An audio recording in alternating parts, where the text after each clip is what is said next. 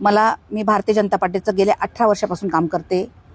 माझ्यावर जवळपास बऱ्याच केसेस आहेत. बऱ्याच केसेस मिटवल्या नाही आहेत अजून. तर मला माझ्या जागेवर एकदम माझ्यापेक्षा सक्षम राहिली असती तर मी मान्य केलं असतं. पण आज घरातली बाई उचलून जर तुम्ही तिकीट देत असाल तर माझ्यावर खूप मोठा अन्याय झालेला आहे. तर मी हे पक्ष दखल मी आली होती इथे बोलायला सावे साहेब आणि कराड साहेबांना, पण ते मला भेटले नाही. त्यांनी पोलीस बोलवलेले होते, दिलीप देशमुख होते. त्यांनी पोलिसांनी दिलीप देशमुखांना धक्काबुक्की केली. ते पण 30 वर्षाचे कार्यकर्ते. पोलिसांमध्ये बाचाबाची झाली त्यांची, त्याच्यात मी मध्यस्थी करून निपटलं. पण हा अन्याय कुठपर्यंत सहन करायचा. मागच्या वेळेस सुद्धा माझं तिकीट नाकारलं गेलं, तेव्हा मी शांत बसली, पण ते शीट पडलं. कारण सक्षम नेतृत्व द्या ना तुम्ही. जे नेतृत्व घरात उचलून त्यांना बोलता येत नाही, त्यांना कसं मतं मागायचे किंवा कसं बोलायचं ते कळत नाही, अशा लोकांना तुम्ही तिकीट देतात, तर हे योग्य नाहीये. हे शीट सुद्धा जाणार आहे. कारण घरातल्या महिला तुम्ही उचलून आणता, त्यांची चुकी नाही ना, त्यांच्या नवऱ्यांची चुकी आहे.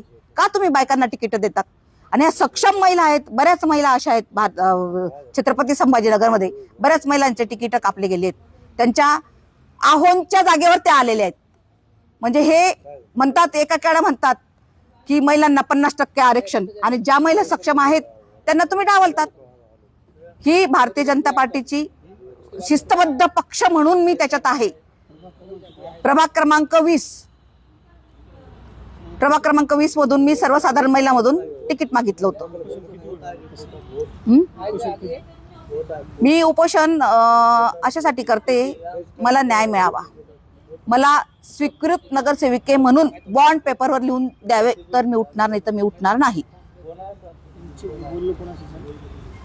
वरिष्ठांचा फोन येऊन गेला, इथल्या स्थानिकांचा मला फोन आलेला नाही. ते मला भेटले पण नाही. मी ते बोलायला चालू होती त्यांना दुपारी.